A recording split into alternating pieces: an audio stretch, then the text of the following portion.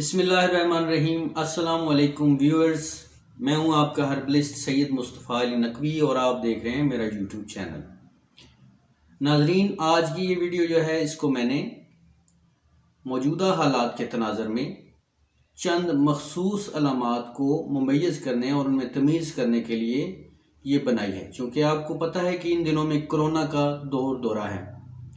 तो ये video corona पे तो नहीं है, लेकिन तिब्बी लिहाज से कोरोना की अलामात को दूर करने के लिए चंद तदाबीर और उन बुनियादी अलामात में फ़र्क के लिए ये वीडियो बनाई गई है। नाजरीन, इन्फ्लुएंज़ा, नज़ला ज़ुकाम वबाई और कोरोना ये तकरीबन मिलती जुलती अलामात की बीमारियां हैं और तिब में चूँकि जरासीम पे बहस नहीं की जाती, अलामात और असबाब को देखा जाता है। तो ये जरसूमा, चाहे वो कोविड हो, सार्स हो, इन्फ्लुएंज़ा हो या वबाई नज़ला ज़ुकाम, किसी भी तरह का नाम दे लीजिए, लेकिन जो उसकी अलामात हैं उनकी शिद्दत में कमी के लिए यहाँ आपसे चंद गुजारिशात पेश करूँगा। नाजरीन, इन्फ्लुएंज़ा, वबाई नज़ला ज़ुकाम भी कोरोना से कम मोहलक नहीं है। देखा जाए तो कई दहाइयों से, बल्कि पिछली एक सदी से इन्फ्लुएंज़ा एक कातिल की तरह दंदनाता फिर रहा है। दुनिया भर में इन्फ्लुएंज़ा के ज़रिए अमवात की बेहद तादाद ज़्यादा है। इतनी तादाद कोरोना से अमवात की नहीं है जितनी कि पिछले इतने अरसे में इन्फ्लुएंज़ा से या नज़ला ज़ुकाम वबाई से अमवात की तादाद है। तो नाज़रीन, हमारी आज की वीडियो ख़ुसूसी तौर पर इन तमाम तर चीज़ों का अहाता किए हुए है, जिनमें नज़ला ज़ुकाम, इन्फ्लुएंज़ा, वबाई नज़ला ज़ुकाम और कोविड-19 या सार्स वगैरह इस तरह की जो नज़ले और इन्फ्लुएंज़ा टाइप की बीमारियां हैं उनके ऊपर है। तो आइए नाज़रीन, चलते हैं इसकी बुनियादी अलामात की तरफ, जो कि तिब्बी लिहाज से मुख्तलिफ़ चीज़ों में तकसीम की गई हैं। एक तो कल्बी अलामात हैं जिनको स्टेज टू की अलामात कहा जाता है, और स्टेज 1 की अलामात हैं, और मुद्दत हज़ानत है कि इंक्यूबेशन पीरियड जो है वो इसका कितना होता है। और आखिर में हम आपको ये भी बताएंगे कि इसके लिए एहतियाती तदाबीर और तिब्बी लिहाज से इसका कौन सा इलाज मुमकिन है। याद रखिए, किसी भी एक चीज़ के पीछे पड़ जाना और उसको मार्केट से गायब कर देना ये बिल्कुल भी दुरुस्त नहीं है। अगर सना मकी या इस तरह की कुछ चीज़ें इसके ऊपर कार आमद होती या कार आमद हैं, तो इसका यह हरगिज़ मतलब नहीं है कि पूरी दुनिया इसके पीछे लग पड़े। मेरे तजर्बे के मुताबिक बहुत ज़्यादा लोगों में मेथी के दाने बेहद मुफीद पाए गए हैं। तो अब इसका ये मतलब नहीं है कि आप मेथी को मार्केट से गायब कर दें या उसको बेहद अर्जा और महंगा कर दें, ऐसा हरगिज़ नहीं है। ये सिर्फ उन लोगों के लिए मुफीद है जिनको कोरोना हो चुका हो। ये हिफ्ज़ मतकदम के तौर पे कभी भी इस्तेमाल नहीं होती, और ना ही सनामकी भी हिफ्ज़ मतकदम के तौर पर इस्तेमाल होती। ये मुआवन और मददगार ज़रूर हो सकती हैं, इसके बारे में फ़िलहाल कुछ कहा नहीं जा सकता। इसलिए मेरी अवामुन्नास से भी गुजारिश है कि वो इस तरह की चीज़ों के ऊपर बहुत ज़्यादा ध्यान ना दिया करें, और जो लोग इस तरह की वीडियोज़ या इस तरह की इंफॉर्मेशन फैलाते हैं उनसे भी गुजारिश है कि ऐसी गलत इंफॉर्मेशन आवाम तक न दें जिससे लोगों का नुकसान होना शुरू हो जाए। जितना मुमकिन हो एक दूसरे का फ़ायदा करें, क्योंकि एक दूसरे के फ़ायदा करने में भलाई है और इसी से अल्लाह राज़ी होता है। ये एक वबाई किस्म का नज़ला और ज़ुकाम है जो एकदम से बहुत ज़्यादा अशख़ास के ऊपर हमलावर होता है और लाखों करोड़ों की तादाद में लोग इससे मुतासर होते हैं। तो सबसे पहले जो अभी आजकल पूरी दुनिया में इसकी अवेयरनेस चल रही है, इसके बारे में एहतियाती तदाबीर इख्तियार की जा रही हैं, वो सबसे पहले तो सोशल डिस्टेंसिंग है। तो आप कोशिश कीजिए कि बिलावजह का मेल मिलाप लोगों के साथ ना हो, और अगर हो भी या ज़रूरी कोई बात करनी हो भी तो इतना महफूज फासला रखा जाए कि किसी के छींकने से या किसी के बात करने से आप तक उसके जरासीम ना पहुंच सकें। इसकी अलामात करीब करीब वही होती हैं जो सादा ज़ुकाम में होती हैं, लेकिन यहाँ कुछ मखसूस अलामात बताई जा रही हैं, क्योंकि अभी जो बात हो रही है वो कोरोना पे नहीं हो रही, बल्कि वबाई नज़ला ज़ुकाम यानी इन्फ्लुएंज़ा, नज़ला ज़ुकाम वबाई, या इसको आप कोरोना के मुमासल अलामात भी कह सकते हैं।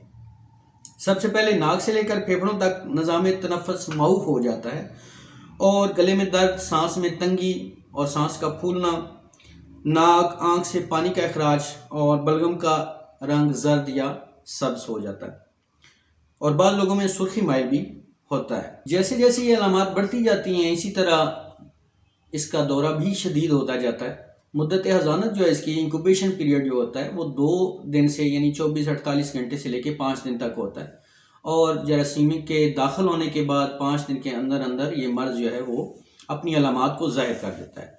तो सांस की तंगी और तनफ़्फ़ुस की तंगी, नज़ला ज़ुकाम से शुरू होने वाली ये अलामात आहिस्ता आहिस्ता नमूनिया की जैसी अलामात में तब्दील होना शुरू हो जाती हैं और पहलू में दर्द, सीने में और कमर में दर्द और उसके साथ तेज़ बुखार भी इसकी अलामात में शामिल होना शुरू हो जाता है। सर दर्द नहायत शदीद, जोड़ों में जिस्म में दर्द बेपनाह होना शुरू हो जाता है। जब बुखार तेज़ होता है तो ज़ाहिरी बात है कि इसके साथ साथ कमज़ोरी भी वाक़या होना शुरू हो जाती है और शदीद तरीन अलामात की जानब मरीज़ रवां दवां हो जाता है अगर उसका मुनासिब और बर वक्त सद्देबाब न किया जा सके।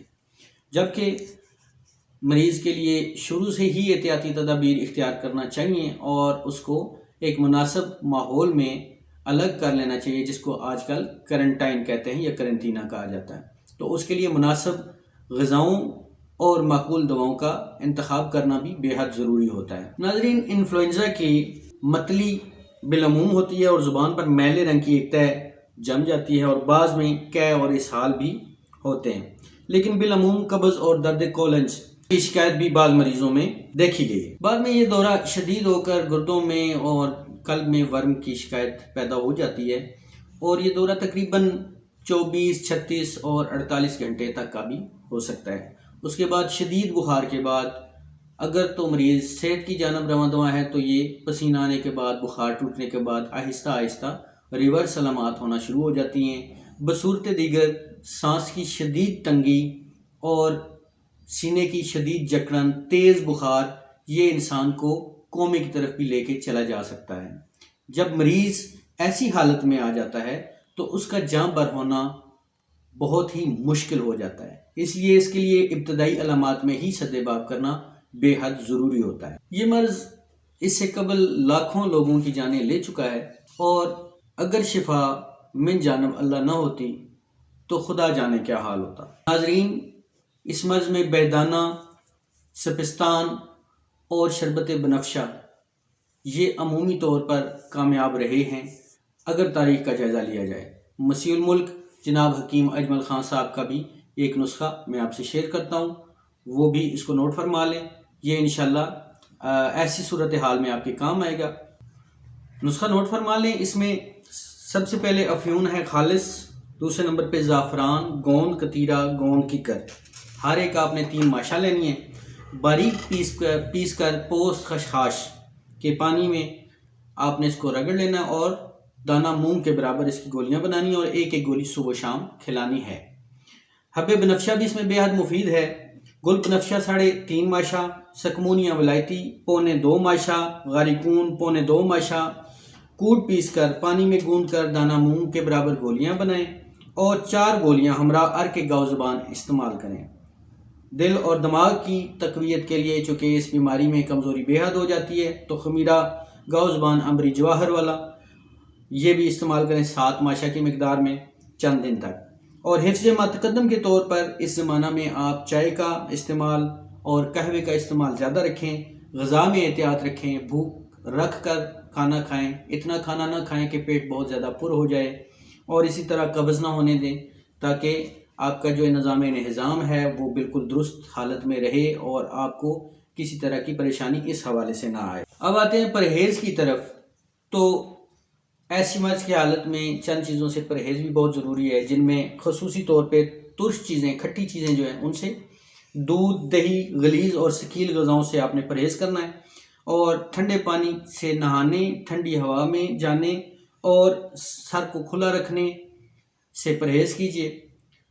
खसूसन बर्फ़ की कसरत से इस्तेमाल जो है वो उससे भी परहेज़ किया जाए। कोशिश करें कि अगर पानी है तो वो नीम गर्म या मोतदिल हालत में हो, ठंडा पानी हरगिज़ ना इस्तेमाल करें। ग़िज़ा, सरीउल हज़म और लतीफ़ गज़ा, नरम गज़ा इस्तेमाल करें और शोरबा, यखनी, आशे जौ वगैरह, शरबत बनफशा इनको इस्तेमाल किया जाए। नाज़रीन, उम्मीद है कि आपको ये वीडियो पसंद आई होगी। आप अपने हर्बलिस्ट सैयद मुस्तफ़ा अली नकवी को इजाज़त दीजिए। अल्लाह हाफ़िज़।